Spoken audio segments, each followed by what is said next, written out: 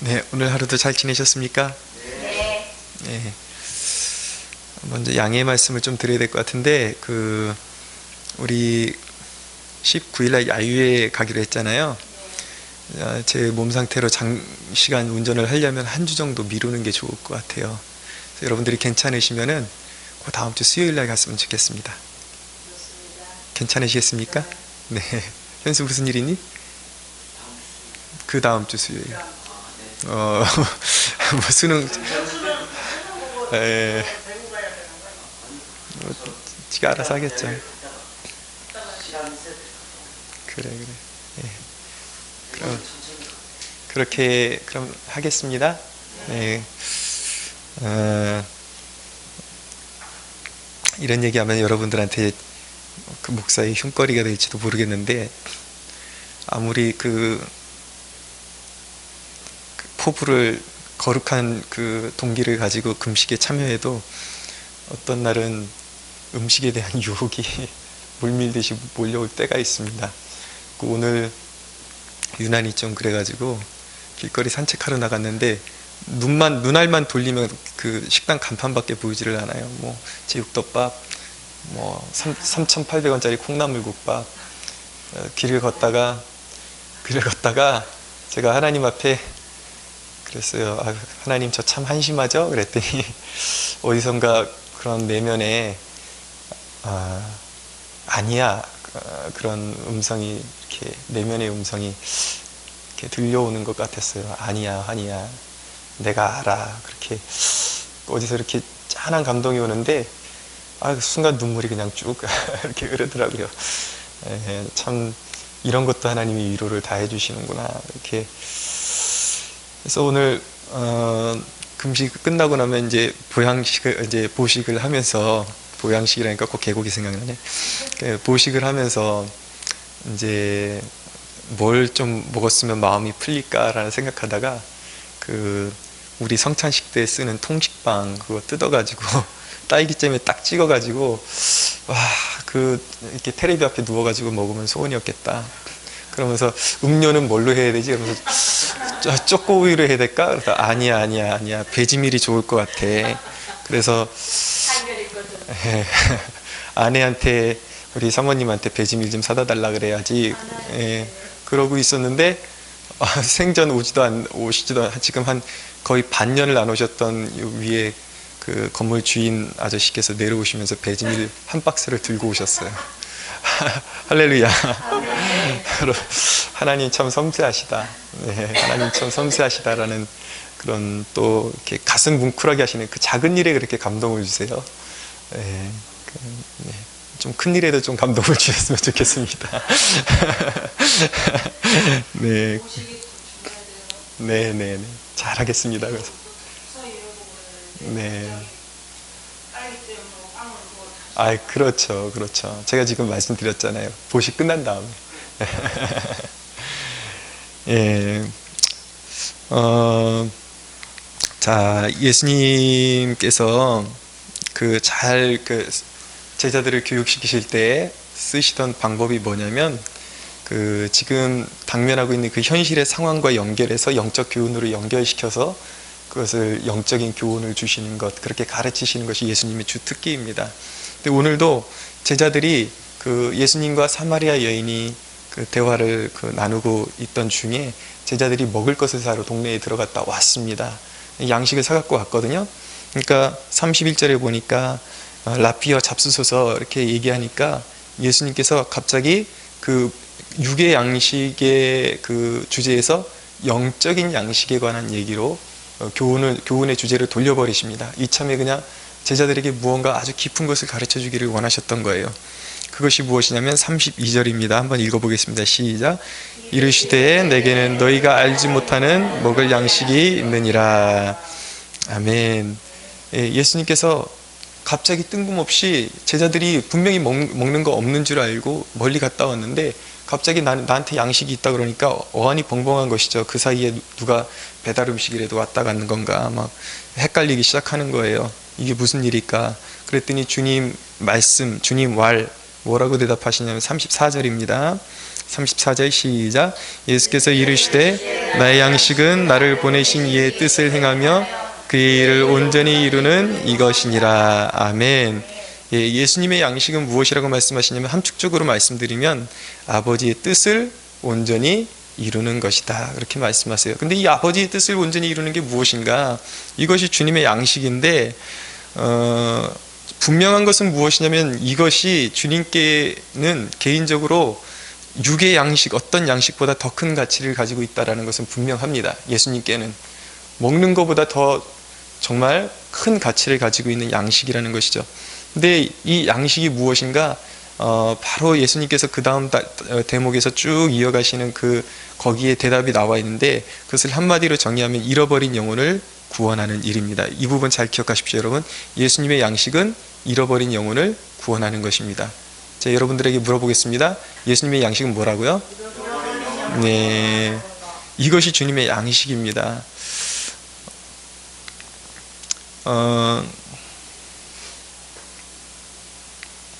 모든 복음서에 일관된 주님의 발자취가 있는데, 주님은 한결같이 한 목적을 향해서 달려가셨어요. 주님은 잃어버린 영혼들을 찾아서 진행해 나가셨습니다. 십자가로 가시면서 끊임없이 제자들을 찾고 소외된 영혼들을 찾고 잃어버린 한 영혼을 찾아서 그들에게 가르치시고 말씀을 베푸시고 오병이어의 기적을 일으키시고 그들의 영혼을 돌보아 주셨습니다. 그분은 그 한 영혼에 대한 가치와 그리고 그 열정 때문에 수없이 멸시를 받으시면서도 굴하지 않고 길거리에 성전에서 서서 외치시고 그리고 병자들을 고치시고 그들을 돌보아 주셨습니다.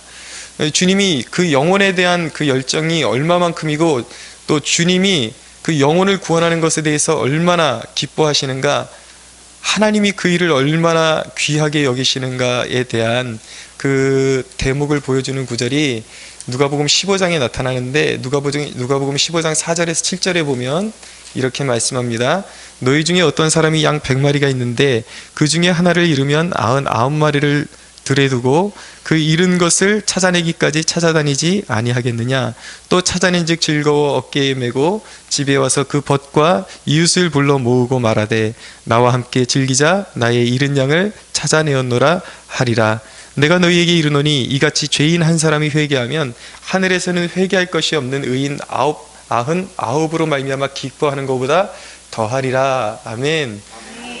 하나님께는 그 의인 9명이 하나님 곁에 있는 것보다 정말 죄 가운데 멸망의 길로 갔던 영혼이 한 영혼이 회개하고 돌아오는 것이 주님의, 하나님의 정말 더할 나위 없는 기쁨이라는 것입니다. 그래서 찬양의 가사도 보면은 예수 이름이 온 땅에 뭐 퍼져가네 그러면서 예수님 기뻐 춤추시네, 잃어버린 영혼 돌아올 때, 그 말씀이 딱 맞는 거예요. 그 예수님이 그 위대하신 왕이, 영광의 왕이 한 영혼이 돌아오면 막 들썩들썩 춤을 추신다라는 거죠. 그만큼 하나님이 잃어버린 양이 돌아오는 것을 기뻐하신다라는 것입니다. 여러분, 우리 교회에 이 자영자매, 하연자매, 특별히 자영자매 같은 경우는, 하연자매는 목사님 딸이지만은 자영자매 같은 경우는 오랫동안 하나님을 떠나서 살아왔던 자매가 어쨌든 간에 지금 회복되고 있다고요. 돌아왔음에도 불구하고 우리가 그 사실을 보면서 기뻐하지 못하고 그 사실을 보면서 우리가 영혼의 뿌듯함과 배부름을 느끼지 못한다면 우리는 아직도 예수쟁이라고 불릴 자격이 없는 것입니다. 예수쟁이는 한 영혼이 돌아오는 것, 한 영혼이 회복되는 것, 그 사실로 말미암아 우리의 그 영혼의 배가 제일 포만감을 느껴야 하고, 제일 포만감을 느껴야 되고, 아무리 세상에 어떤 그런 좋은 일이 있다 하더라도 우리에게는 그 한 영혼이 돌아오는 것이 우리에게 가장 큰 기쁨이 되어야 하는 것입니다. 그럴 때 우리가 비로소 예수장이라는 말이, 그 별명이 우리에게 어울리는 것입니다. 우리가 아무리 하루 성과가 좋게 살았다 해도, 이 일 저 일이 잘 풀리고 잘 되었다 하더라도 하나님이 가지고 계신 이 뜻을 망각하고 하루를 살았다면 결코 그것은 그 하루가 하나님이 목적하신 뜻에 부합하게 살았다고 말할 수 없는 것이죠. 하나님의 기쁨이 되었다고 말할 수 없는 것입니다.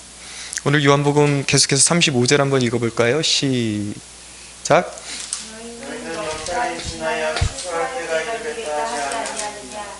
그러나 나는 너희에게 이르노니 너희 눈을 들어 밭을 보라 휘어져 추수하게 되었도다.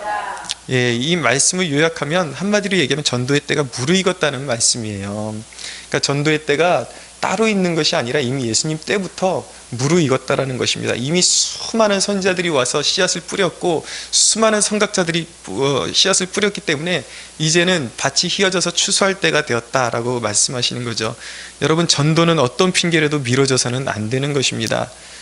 사람들이 말할 때에 이제는 시대가 변했기 때문에 사람들이 듣지 않는다라고 말합니다.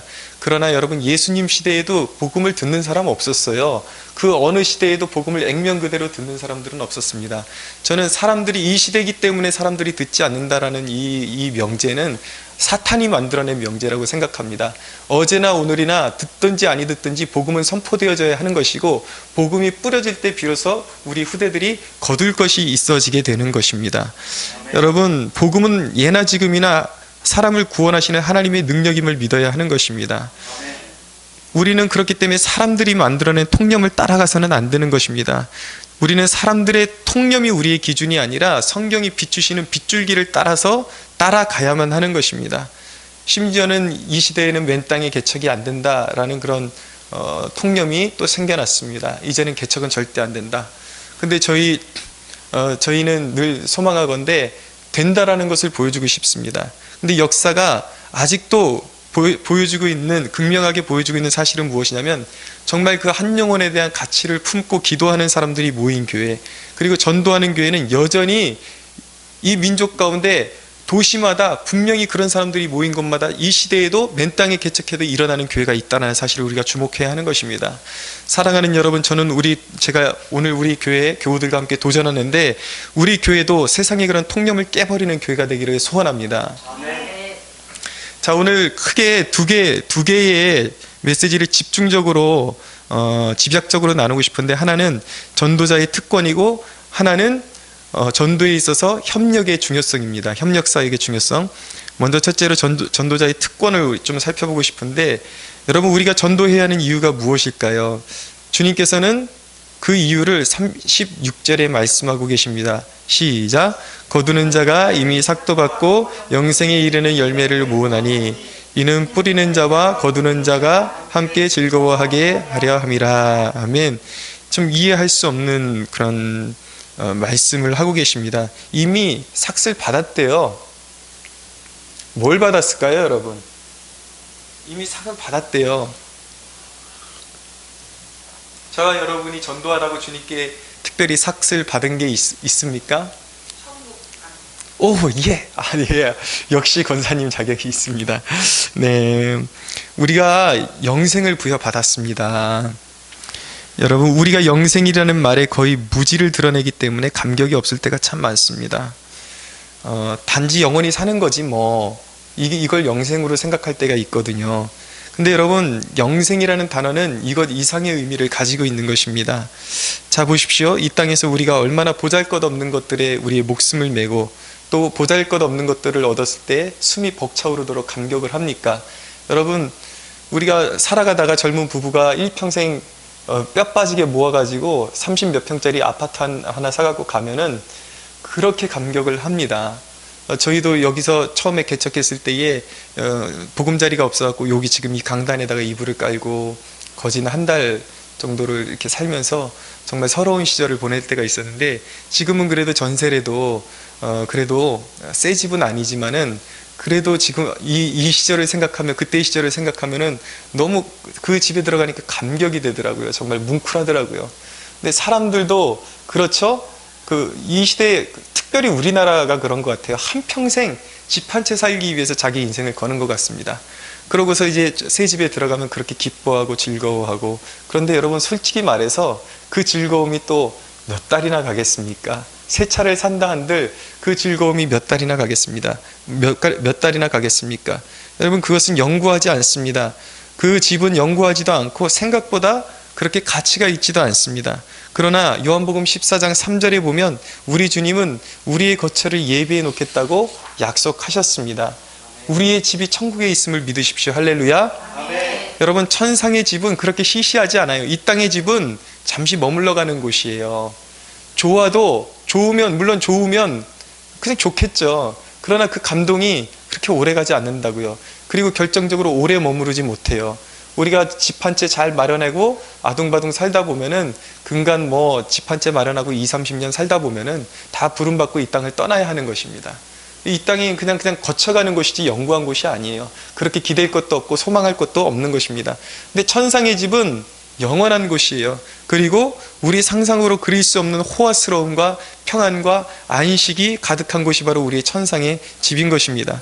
여러분, 우리는 그것을 그림으로 그려볼 수가 있겠어요? 천국의 모습이 어떠한지. 잠시 이 성경은 우리에게 하나님의 계시거든요. 계시인데 우리가 눈으로 그 나라를 볼 때까지는 그 그림자만 여기다 적어 놓은 거예요. 근데 그 그림자조차도 어느 정도인지 제가 한번 읽어 드릴게요. 보세요.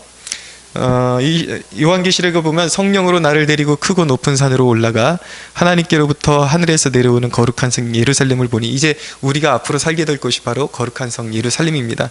하나님의 영광이 있어 그 성의 빛이 지극히 귀한 보석 같고 벽옥 수정 같이 맑더라.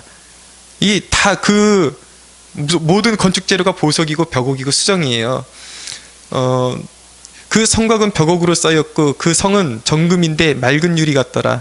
그 성의 성곽의 기초석은 각색 보석으로 꾸몄는데 첫째 기초석은 벽옥이요, 둘째는 남보석이요, 셋째는 옥수요, 넷째는 녹보석이요, 다섯째는 홍만호요, 여섯째는 홍보석이요, 일곱째는 황옥이요, 여덟째는 녹옥이요, 아홉째는 다망옥이요, 열째는 비치옥이요, 열한째는 청옥이요, 열두째는 자수정이라.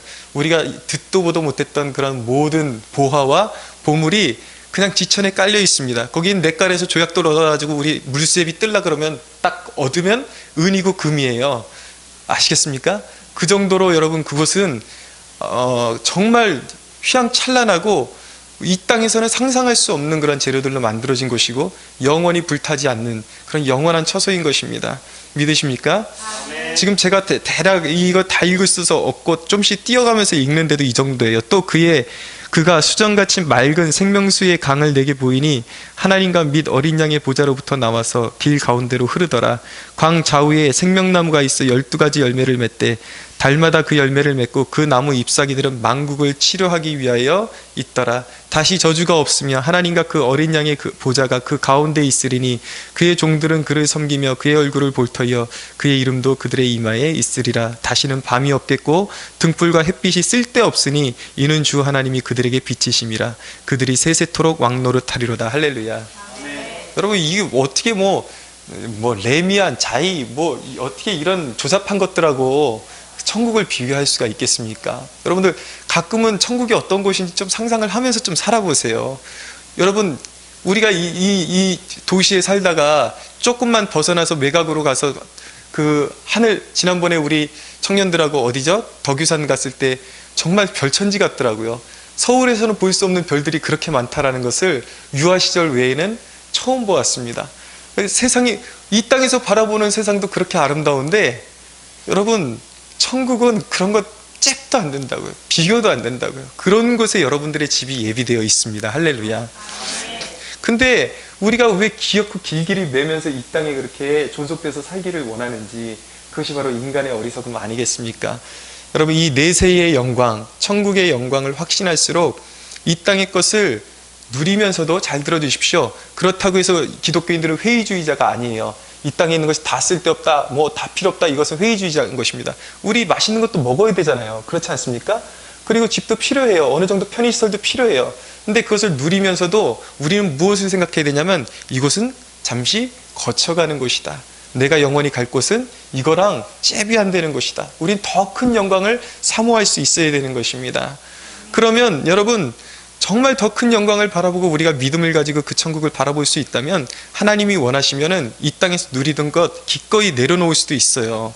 그렇기 때문에 그것을 먼저 바라보고 더 깊이 바라보는 사람들은 자기의 소유까지도 다 버리고 해외 선교사로 떠나기도 하고 자기의, 심지어는 자기의 생명까지도 주님께 내어드리는 것입니다. 우리도 이 믿음의 성각자들의 발자취를 쫓아가는 신앙 고백이 있게 되기를 축원합니다. 여러분, 거기에는 고통도 없습니다. 눈물도 없습니다. 또 잘 싸운 종들, 여러분 그렇다고 해서 방심하지 마세요. 상급이 있습니다. 여기서 이 땅에 있을 때 주의 이름을 위해서 잘 싸운 종들을 위한 특별한 면류관과 상급도 준비되어 있습니다. 그것은 그곳은 부족과 결핍이 없는 그런 곳이에요. 그곳이 바로 천국입니다. 여러분, 이 모든 것, 제가 지금 설명드린 것, 이것도 말로 설명하기 조잡한 것, 인간의 언어로 설명할 수 없는 것이 천국이라고요. 근데 이 모든 것이 집약된 단어가 무엇이냐면 영생이라는 것입니다. 할렐루야. 영생의 의미를 조금이라도 깨닫고 영생해야 하는 것입니다. 영생에 그런 놀라운 것이 있다고요. 그렇다면 여러분, 좀 마음이 조금 변화되는 게 느끼십니까? 아이고, 뭐 영생이 뭐라고 영생 줘놓고서, 영생은 너무 흔한 거잖아. 믿는 사람 당연히 영생 아니야? 그러면서 우리 보고 전도자로 살라고 혹시 그런 은연중에 그런 마음 있지 않았습니까? 여러분, 이 영생이라는 단어는 이제는 믿으시겠습니까? 이 영생이라는 단어를 통해서 하나님께서 이미 여러분들에게 모든 것을 주셨다라는 것을 믿으실 수 있겠습니까? 네, 모든 것을 주셨습니다. 그런데 여러분, 이 영생을 소유한 자들의 상급이 무엇냐면 또 다른 영혼의 열매를 거두는 거예요. 주님이 그것을 원하신다고요. 우리만이 그런 천국에서 누리기를 원하시는 것이 아니라 그대로 두면 멸망할 수밖에 없는 죄인들에게 이 기회를 주기를 원하신다고요. 저와 여러분을 통해서. 이 일을 소홀히 하면 분명히 책망이 있습니다. 여러분, 우리가 이상하게요, 예수님 이름 전하라 그러면 뻘쭘뻘쭘하면서 어디 약 먹어보고 좋은 거 이렇게 체험 있으면 너무 자신감 있게 얘기하면, 그렇게 지겹게 얘기해. 그럴 때 그거 먹으면 나, 그거 붙이면 나, 연고 그거 바르라니까. 그런 말은 어떻게 그렇게 속 시원하게 턱턱 하면서 그렇게 그냥 망설이지도 않고 하면서, 여러분, 죽었던 영혼을 살리는 게 복음인데, 복음은 죽은 영혼을 살리는 능력인데 왜 그것에 대해서는 자신감이 없냐는 얘기죠. 여러분, 거기서부터 우리의 각성이 일어나야 되는 것입니다. 여러분, 우리가 주님을 영접했을 때 주님은 어느 때 가장 기뻐하셨는가? 우리가 예수님 품으로 돌아왔을 때 주님은 가장, 그분의 영적인 배가 가장 포만감으로 차 있었습니다. 가장 배부르셨어요. 가장 기뻐하셨다고요. 사랑하는 여러분, 우리 또한 영혼의 열매를 거둘 때 가장 배부른 사람이 되어야 할 줄로 믿습니다. 두 번째로 생각하고 싶은 것은 전도에 있어서 협력의 중요성입니다. 36절, 37절 한번 읽어주세요. 여러분이 시작.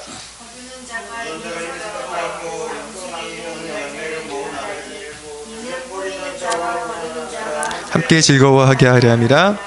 그런즉 한 사람이 심고 다른 사람이 거둔다 하는 말이 옳도다. 아멘. 여러분, 영혼의 열매를 거두려면 반드시 뿌리는 자와 거두는 자가 함께 있어야 하는 것입니다. 저는 이 본문을 적용할 때에 전도에 있어서 협력관계를 좀 바라보고 싶습니다. 전도에 있어서 중요한 것은 역할 분담이 필요합니다. 한 사람이 모든 것을 잘하는 경우는 드뭅니다. 각자의 은사가 있습니다. 각자가 잘하는 분야가 따로 있고 또 부르심이 따로 있습니다. 여러분, 제가 개인적으로 한 가지 예를 들면, 저는 개인적으로 사람들하고 관계를 맺는 것이 참 어렵습니다. 타고난 천성이 그래요.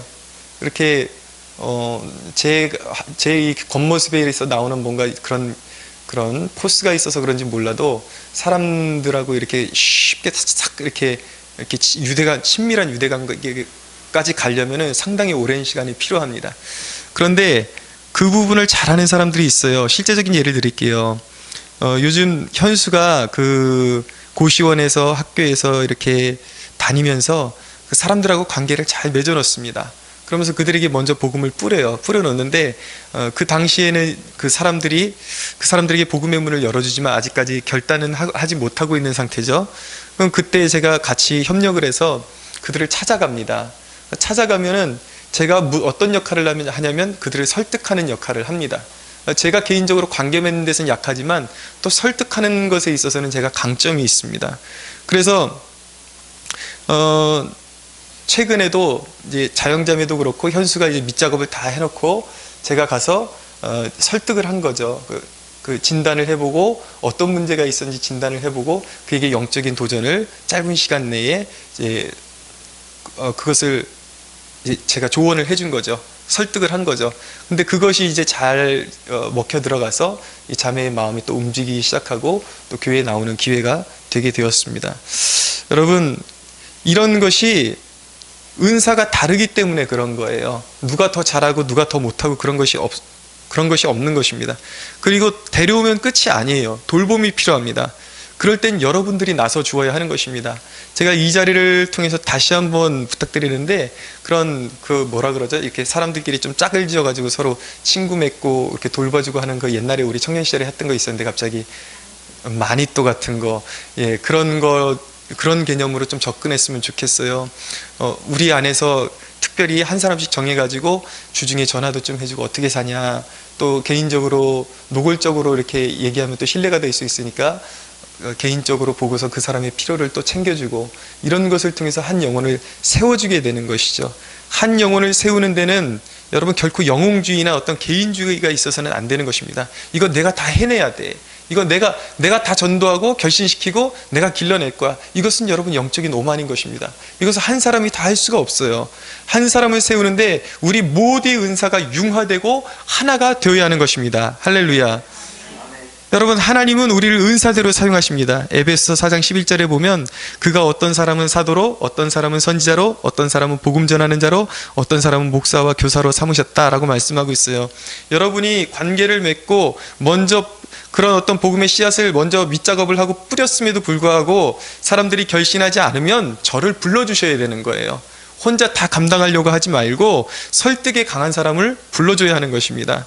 여러분들이 다 복음에 대해서 설명을 하나도 못해도 괜찮아요. 여러분들이 할 일은 무엇이냐면 여러분들이 그 영혼을 사랑하는 마음으로 친절을 베풀고 커피 한 잔이라도 먼저 대접하고 말 한마디라도 살갑게 하고 먼저 호의를 베풀고, 인간 그 사람 마음을 여는 게 큰 데서 오는 게 아니더라고요. 관심이더라고요. 진짜 사탕 작은 거 하나도 이렇게 여러 번 자꾸 주다 보면은 정이 들고 관심이 쌓이고 돈독하게 관계가 맺어지게 되어 있습니다. 그런 식으로 하면서 주일날 뭐 하냐고, 뭐 하시냐고, 교회 가자고, 그래서 데려오시는 거예요. 그래서 목사를 만나게 해주면 그것이 훌륭한 전도가 되는 것입니다. 믿으시죠? 네. 여러분들이 먼저 전도해놓고 안 듣는다고 해서 이 사람은 안 되는 사람이라고 속단하지 마세요. 똑같은 내용을 전달해도 은사가 다른 사람이 또 전달하면 들어 먹힐 수가 있다고요. 변화될 수가 있다고요. 그런 것 갖고 자존심 세우지 말자는 것이죠. 결코 전도 한 영혼을 구원하는 데 있어서는 개인주의, 영웅주의가 파고들어서는 안 되는 것입니다. 아멘. 여러분, 복음 선포의 주된 역할을 위해서 세워진 것이 제가 잘나서가 아니라 그런 것을 논리적으로 또 성령의 감화로 전할 수 있도록 세워주신, 그 직분으로 세워주신 분이 바로 저라고요. 목사라고요. 그러니까 저를 잘 활용하셔야 돼요. 여러분들이 그런 열린 마음을 가지고 사람들에 대해서 더욱더 영혼에 관심을 갖고 사람들을 주께로 인도할 수 있게 되기를 원합니다. 성경은 말씀하셨거든요. 한 사람이면 패하겠거니와 삼겹줄은 쉽게 끊어지지 않는다. 그 얘기는 무엇이냐면 세 사람이면 능히 이길 수 있다는 것입니다. 할렐루야. 아멘. 주신 은사대로 합력하면 우리는 이길 수 있습니다. 복음 전도에는 반드시 열매가 있음을 믿으십시오. 성경을 말씀합니다. 눈물을 흘리며 씨를 뿌리는 자는 기쁨으로 거두리로다. 울며 씨를 뿌리러 나가는 자는 반드시 기쁨으로 그 곡식단을 가지고 돌아오리로다. 여러분, 한 영혼에 집중해야 합니다. 한 영혼에 집중하다 보면 하나님께서 이것도 점점 하나님께서 물을 얕게 부어주시다가 하나님의 때가 되면 점점 그 물을 더 깊게 부어주십니다. 무슨 얘기냐면은 처음에는 막 전도해도 잘 되지 않아요. 시간이 흐르면 한 명 전도하면 한 명이 간신이 됩니다. 근데 그 한 영혼을 계속 품고 전도하다 보면 한 영혼을 목표로 했는데 두 사람이 회심하고 돌아오는 경우들이 있어요. 한 영혼을 목표로 했는데 어느 때는 네 사람이 주께로 돌아오는 경우가 있습니다. 그렇게 우리가 한 영혼에 대한 관심을 갖고 나가기만 하면 하나님의 때가 되면 더 풍성하게 하나님께서 분명히 채워주시는 것입니다. 그래서 여러분, 저는 소원하건대 그렇게 우리가 한 영혼에 관심을 갖게 되면은 순식간에 우리 교회에 20명도 채워질 줄로 믿습니다. 저는 보고 싶은 것이 있는데 이제 연말까지 2달 남지 않았는데 이 2달 동안에 지난 3년 동안 우리가 노력했던 것보다 훨씬 더 큰 결실을 맺는 축복이 우리에게 임했으면 좋겠습니다. 할렐루야. 우리 성경 구절 한 구절 읽어보고 말씀 정리하겠습니다. 이사야서 60장입니다.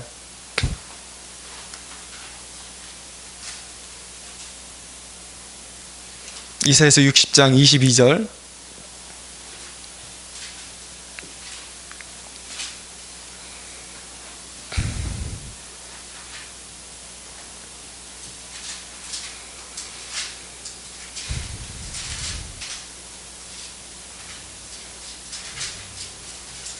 22절 60장 22절 시작. 그 작은 자가 천명을 이루겠고 그 약한 자가 강국을 이룰 것이라. 때가 되면 나 여호와가 속히 이루리라. 할렐루야. 우리 한 사람이 열을 이루고 열이 백을 이루고 천이 백이 천을 이루는 놀라운 역사가 일어나기를 주 예수 이름으로 소원합니다. 여러분, 한 가지만 정리하고 마치겠습니다. 우리의 양식은 뭐라고요? 예, 예수님의 양식은 잃어버린 영혼을 찾는 것입니다. 고로 우리의 양식도 잃어버린 영혼을 찾는 것이어야 하는 것입니다. 믿으시죠? 네, 하나님께 영광의 박수 올려드리겠습니다.